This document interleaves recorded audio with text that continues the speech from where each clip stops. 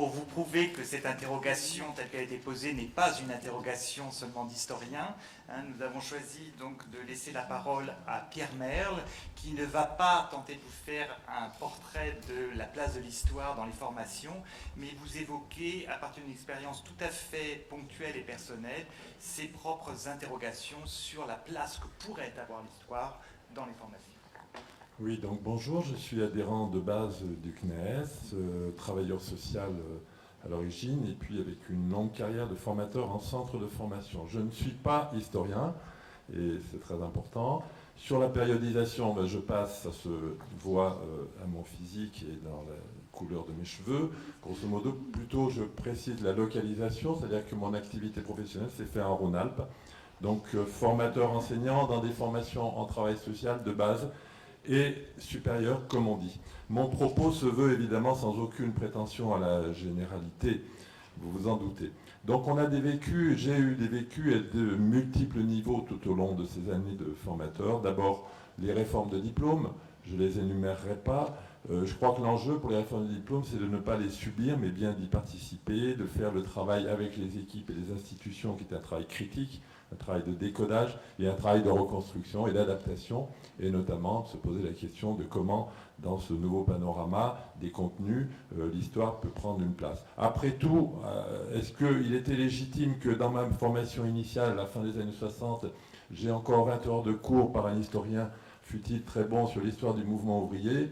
J'en suis pas si sûr que ça. Et à l'inverse, alors que des réformes avaient déjà évacué l'histoire en tant que discipline, je me rappelle qu'un de vos collègues et amis, Olivier Faure, à Lyon, on l'avait maintenu dans une filière assistante de service social pendant très tardivement faire un cours d'histoire de l'assistance et de la protection sociale. Donc il y a des arrangements qui sont possibles, me semble-t-il. Deuxièmement, il y a les vécus des engagements des institutions. C'est évidemment fondamental. Alors ça peut aller depuis faire un cycle de conférences tout au long de l'année ouvert au public dans lequel on invite des historiens, c'est adhérer à des plateformes de recherche bien entendu, c'est etc. une gamme de choses, et puis surtout soutenir le CNAES, ça me semble très important, parce que sauver du broyeur les archives anciennes de l'école ou même les ouvrages anciens, jadis c'était un acte isolé et un peu ringard. Aujourd'hui, grâce à des offres de services comme celle de la délégation Rhône-Alpes du CNAES, par exemple, ça devient pour une institution extrêmement valorisante, donc il ne faut pas hésiter. Et puis, troisième niveau de vécu, c'est évidemment les espaces pédagogiques. C'est-à-dire qu'on construit en équipe un certain nombre de choses. Donc, en ce qui concerne l'histoire, inviter des anciens, inviter ici ou là des historiens professionnels, plutôt aujourd'hui dans un cadre effectivement de sessions thématiques, plutôt dans une perspective interdisciplinaire, sont des choses qui restent extrêmement courantes. Est-ce que c'est plus difficile maintenant qu'avant? Je ne sais pas, vous pourrez le dire, mais il s'agit de bien garder en perspective les travaux à dominante historique. Et donc c'est aussi dans l'enseignement de chacun que des choses comme maintenir tout bêtement des chronologies de référence, mais les compléter aussi par des bibliographies, voire par des extraits de textes de collègues historiens ou d'historiens. Tous vos travaux, mesdames et messieurs, sont connus, j'en témoigne, ils sont dans les centres de documentation, ils sont cités, ils sont sortis, sont-ils lus? Je ne sais pas, mais je pense que oui aussi. Voilà, et puis parfois, quand on est un petit peu militant comme moi de l'histoire, il y a des tas d'espaces qu'on peut utiliser. Moi, personnellement, je vais apparaître un peu maniaque. De temps en temps, j'affichais une petite notice. Alors, je me rappelle l'avoir fait, par exemple, le jour du décès de Pierre Laroque, qui m'a énormément touché. Plus tard, le jour du décès de Geneviève Antonios de Gaulle, je l'entendais le matin à la radio et je faisais une notice dans la matinée que j'affichais. Après, ça pourrait susciter discussion ou pas. Ou alors, ça peut venir aussi par l'implantation territoriale. Notre école se situait à Lyon, dans le quartier de Bèze, 9e arrondissement de Lyon. Le jour où il y a une vingtaine d'années où j'ai appris que le dernier discours de Jean Jaurès s'était fait à Bèze, ça m'a énormément ému d'une part, et d'autre part, je n'ai eu que de cesse de trouver qui, comment, pourquoi il était là, et c'était son dernier discours quelques jours avant son assassinat. Et on a mis le travail en route avec des étudiants de manière tout à fait informelle. Alors ça pose beaucoup, ce que je raconte, la question du travail personnel et des recherches personnelles d'un formateur. Alors, il y a un enjeu très fort qui est bien connu dans les centres de formation, c'est la reconnaissance de ce travail personnel par les employeurs. je n'irai pas là-dessus, mais tout le monde s'accorde au fait que ce travail personnel il est inévitable. Donc il y a une part de off qui reste très importante. Dans mon cas, deux éléments que je détaillerai pas trop. Premièrement, le fait que j'ai eu la chance de reprendre mes études universitaires alors que j'étais déjà formateur, donc en cours d'emploi, et j'ai pu choisir non pas des filières de travail social supérieur, mais des filières universitaires. AES, c'est pluridisciplinaire, administration économique et sociale, puis ensuite sciences politiques, dans laquelle j'ai pu oser des travaux à dimension historique. Je ne les détaille pas ici, je n'ai pas le temps, puis c'est pas. Voilà. Et puis le deuxième exemple que je voulais prendre, c'est d'avoir adhéré pendant plusieurs années à l'Association pour l'histoire de la sécurité sociale ou de la protection sociale, je ne sais plus comment elle s'appelle maintenant, ouverte aux non-historiens, et d'avoir osé, en 1988, mais il m'a fallu beaucoup d'années avant d'oser le faire, introduire une petite communication dans ce qu'on appelle ces congrès des sociétés savantes, cette institution très intrigante et très intéressante en France, où le comité d'histoire de la sécurité sociale recevait les communications proposées par les gens. Et donc une communication sur l'histoire du service social en 1928 et la première conférence internationale de service social qui eut lieu en 1928 à Paris, tout simplement parce que j'en avais découvert les 4 volumes in extenso, énormes, dans les archives de mon institution, que ça m'avait passionné. Voilà. Alors j'insiste sur ces travaux personnels parce que ça a comme vertu, pour moi en tout cas, cette dialectique du off et du in, de transformer ma connaissance et surtout d'avoir des effets sur mon enseignement. Et donc un effet non négligeable de ne plus m'entendre répéter toujours les mêmes choses. Ça, je crois que c'est purement égoïste, mais c'est très important.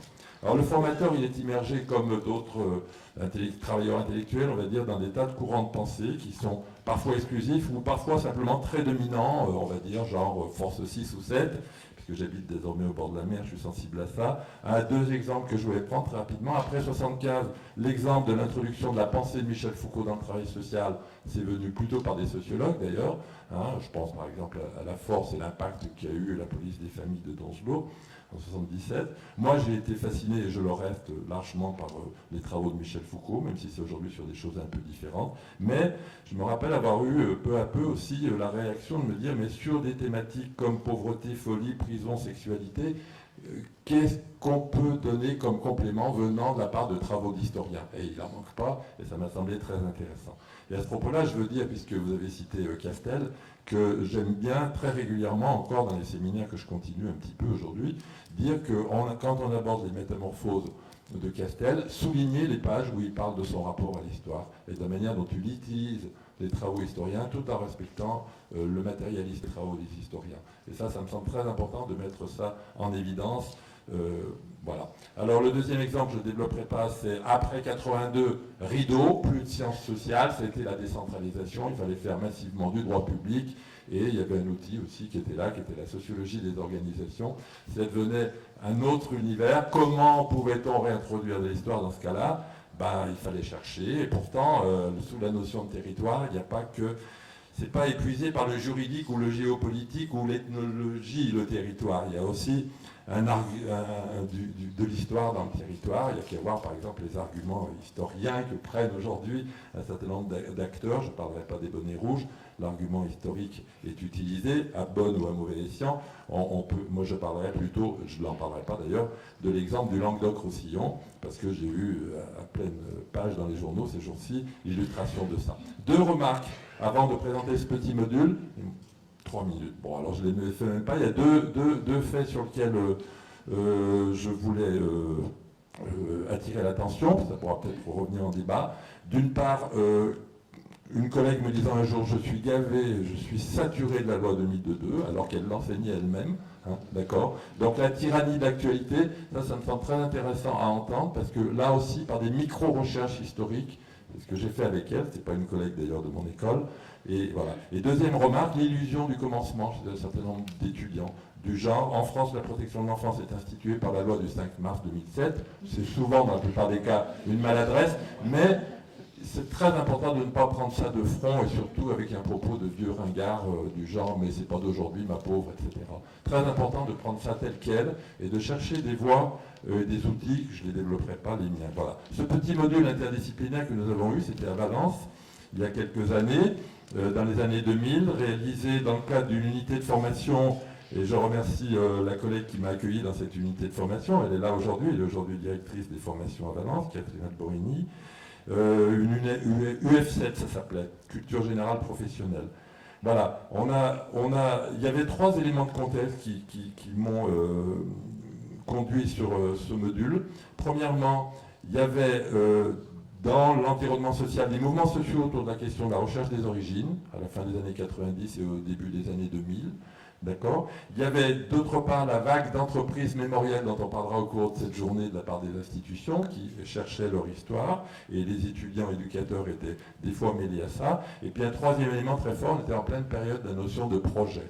D'accord. Je ne parlais surtout pas de la tyrannie du projet, c'est pas comme ça que je le reçois, mais la notion de projet nous invite à autre chose. Or, si tu ne sais pas où tu vas, voilà, ça m'a beaucoup intéressé, ce que vous avez dit tout à l'heure. Donc, bref, une inflation. Alors, le module, on l'a appelé le sujet, l'histoire. Donc, on avait fait 3 entrées dans ce module. La 3e entrée, je passe très rapidement, c'était le travail spécifique, parce que celui-là était obligatoire, sur la recherche des origines, et du coup, la régulation qu'avait pu apporter la loi du 20 janvier 2002 sur l'accès aux origines personnelles. Ce travail était très intéressant, parce qu'on disposait de documents audiovisuels récents sur comment les gens étaient reçus dans les conseils généraux. Bon, je passe là-dessus. Les 2 premiers modules, très rapidement, le premier axe, c'était un travail sur la notion de passé. Et cet axe a été très intéressant. Et la place qu'on lui donne dans la relation de travail social, où en priori le sujet se présente avec son présent, mais on a évidemment dans nos techniques de travail social un certain statut que l'on donne au passé, toute une série de mots. Les médecins ont l'anamnèse, nous on a la réminiscence, la remémoration, etc.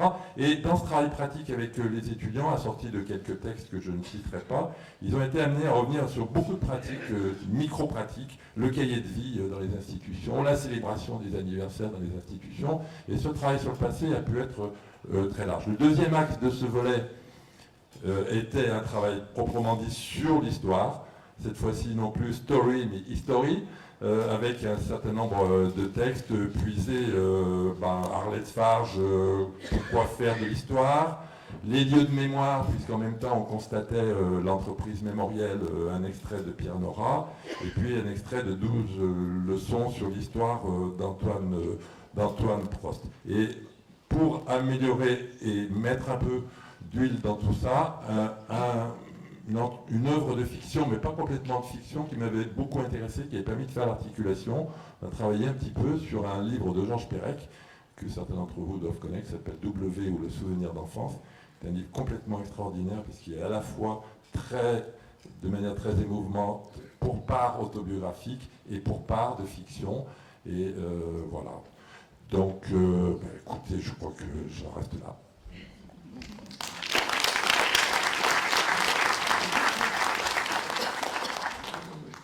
Merci à Pierre Merle de nous avoir rappelé aussi la nécessité donc de oser aussi le ludique quand on fait l'histoire. Je pense à certains collègues qui commencent à réfléchir sur les jeux d'histoire, comme pour développer des pédagogies différentes, et pour rappeler aussi, sous forme de clin d'œil, les drôles d'amnésie, de l'illusion du commencement. Il m'est arrivé récemment de me retrouver à la sortie d'une association où il y avait une librairie qui présentait des livres, et il se trouve que le livre de Donzelot vient d'être réédité. Et je voyais avec stupeur tous les gens l'acheter comme une nouveauté qui venait de paraître. Donc ça montre bien cette illusion.